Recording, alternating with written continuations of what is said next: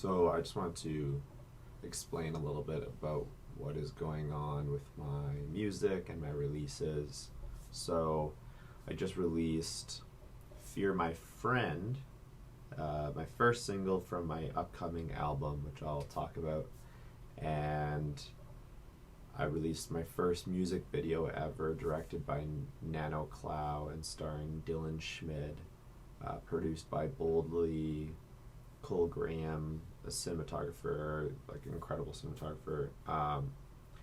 I'm really grateful for that whole experience doing that. It was really surreal. It's the first time I've had anything supported by the Canada Council for the Arts.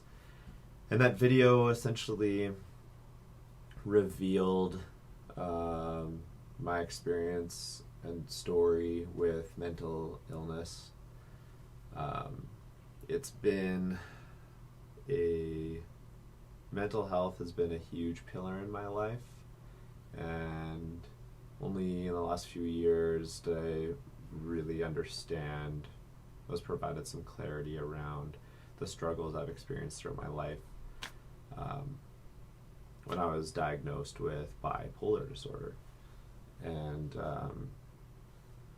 at the same time that this was happening, I was also kind of evolving as an artist, as a musician and a producer, and I was more able to directly and accurately represent the sounds in my head, from my head into the speakers, or into the music and through the speakers. And as that happened, the connection between my artistic voice and my personal voice was able to meet and become more intimate, I guess. So I wanted to be more sincere or more honest in my work as an artist, and I realized that I wanted to sort of sow a thread of meaning and purpose throughout my work as an artist. And so as all of these things kind of happened at once, I decided to make mental health and promoting anti-stigma and the awareness and importance of mental health as part of my mission through my music. And I honestly really went back and forth on whether to publicly reveal my diagnosis.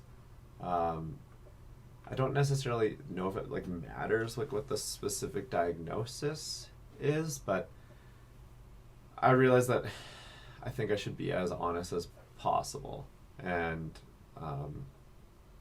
not make that the focal point, make the focal point more about the awareness and the initiative and the mission, but not shy away and hide from the truth about my story. And Nano and I, the director of the video, we talked at length about how we were going to reveal this, and Nano just did an absolutely incredible job with the video. There's nobody else that could have told that story in that way, other than Nano. Nano was we've been friends now since 2010, and he was there, figuratively and literally, with me and for me. And we've been so close. We became incredibly close at that time, and he's just known me and has been with me throughout this whole journey. And so he was really able to dive deep and he just portrayed something that was incredibly beautiful. And I also really appreciate how related or open to interpretation it is, because it can be more relatable. Because the entire purpose with that video is for it to inspire.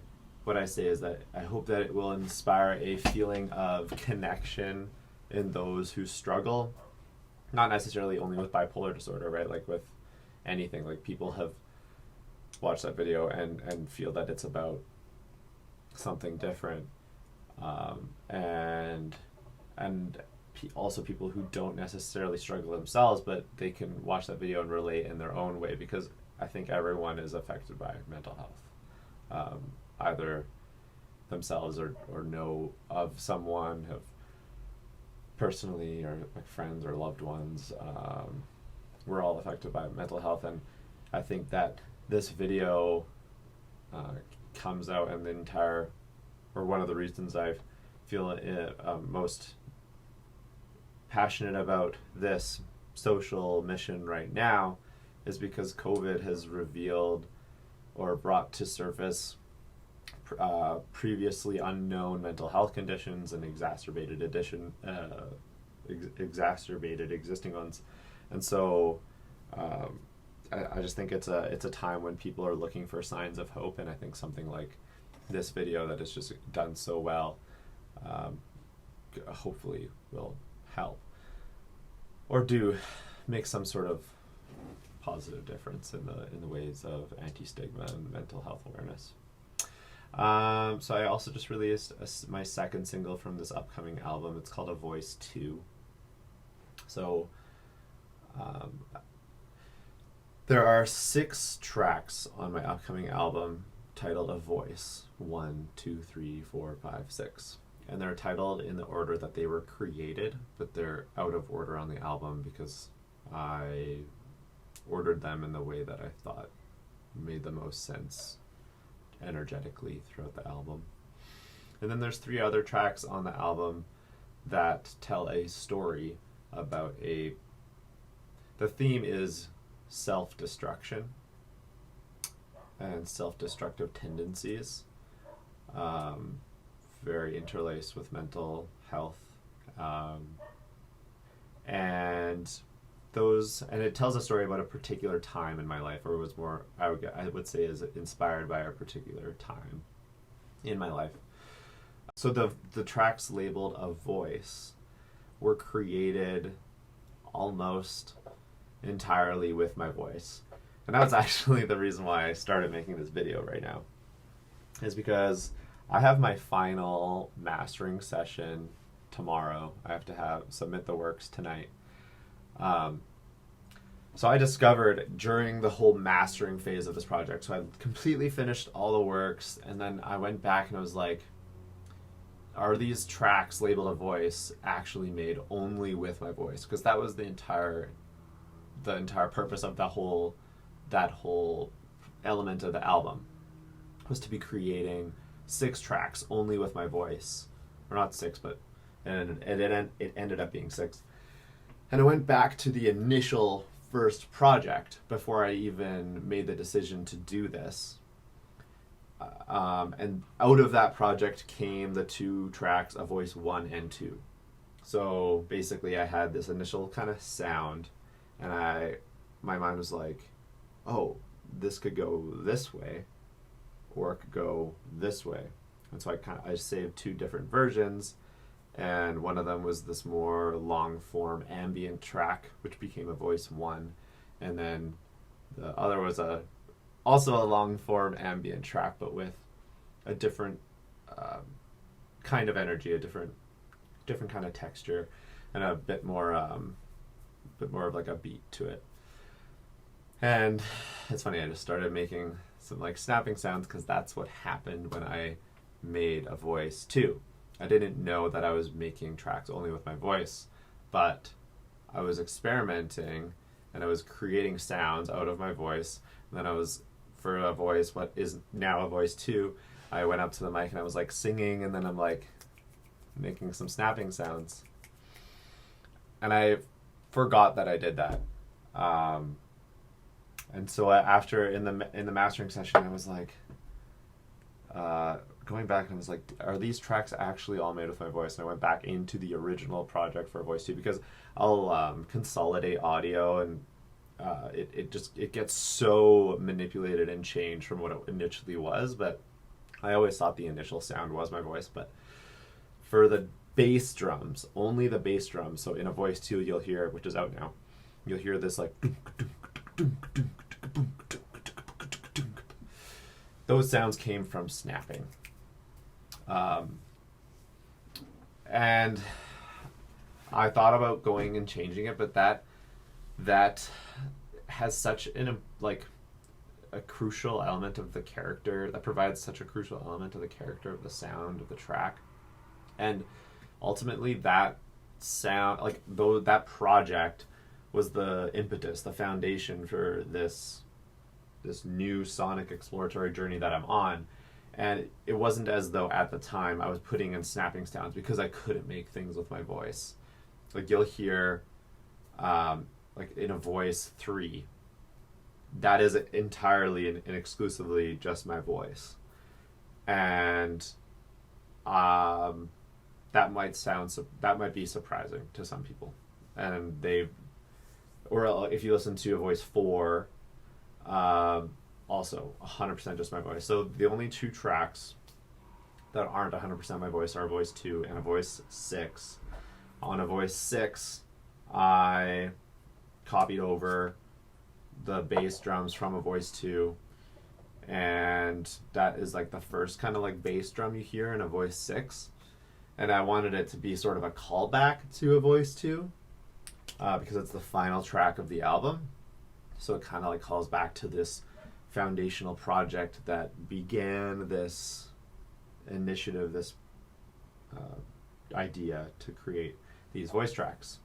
I also just want to shout out and credit Ian with pushing me to lean into the idea. He even told me I should make a different alias for this sort of sound. Ultimately, I decided to keep it as Factor 8.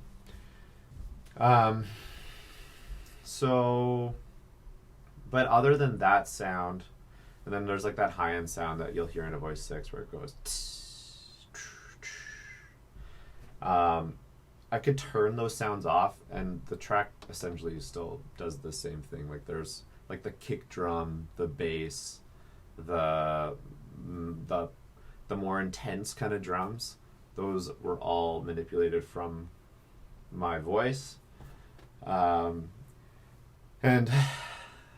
as I'm doing this, as I'm exporting my final mixes right now for my final mastering session tomorrow, and it has to be the final one tomorrow because I've done too many revisions now.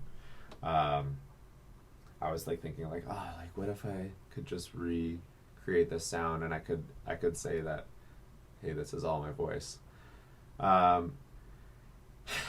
I struggle a lot with perfectionism, and I wanted to make this video to sort of hold myself accountable and say, like, you know what, this isn't perfect. And 4 out of the 6 tracks are just my voice. The initiative, the intention for the project is that these are sounds composed and produced with only my voice, but they're not perfect. And I made a snapping sound, and I could have made a snapping sound with my mouth. I could have gone or something, but then is that my voice? Like,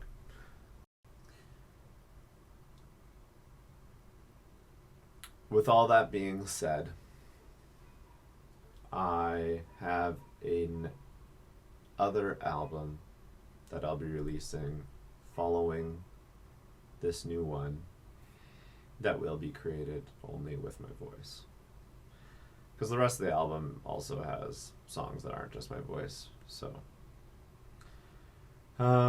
it's sort of this beginning of this new sort of phase for my music. The new album will be called 2, and it releases November 12th, 2021. And 100% of proceeds from sales will be donated to the Canadian Mental Health Association Saskatoon. They supported this project. They provided a letter of support for this project, which I am incredibly grateful for. I reached out to them and told them I wanted to help raise awareness for mental health and help support the Canadian Mental Health Association. I've been very lucky to have had like a great support system throughout my experience with mental illness, but not everybody has that same privilege.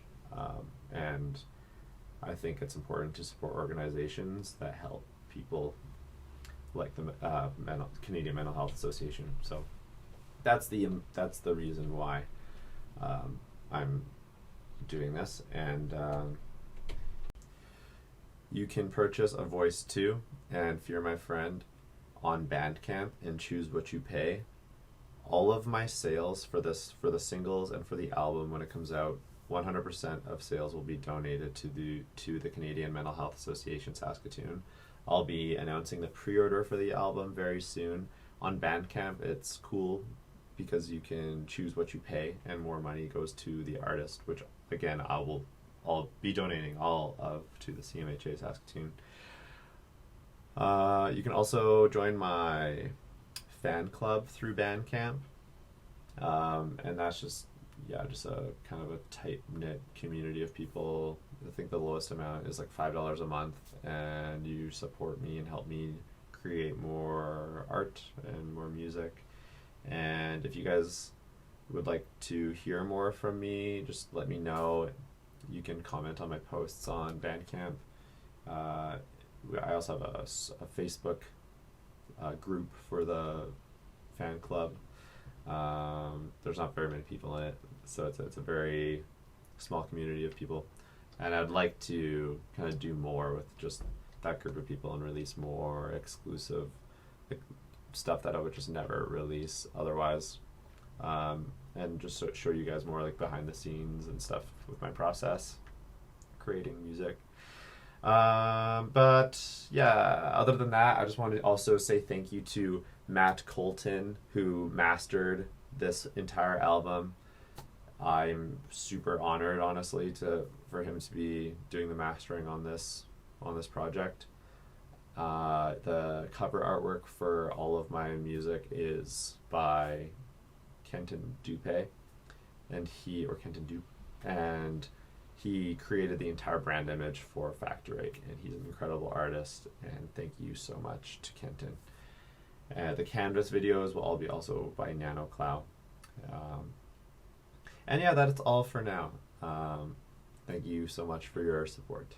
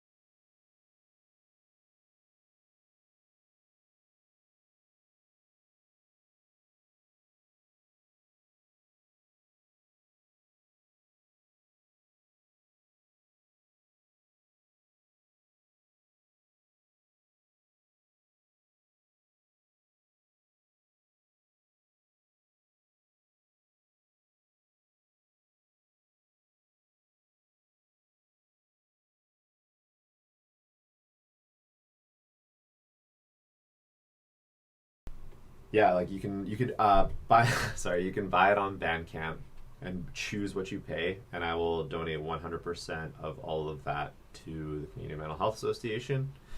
Um, yeah, that's all for now. So I'll be announcing the pre-order very soon. Um, it was mastered by Matt Colton. All the music was. All the cover artwork and all of my photos materials are all by Kenton Dupay. Just like huge thank you to Kenton for everything that he does. He's really like created my whole Factor 8 brand image. I mean, he's an incredible artist. Anyway, thank you so much for your support. Talk soon.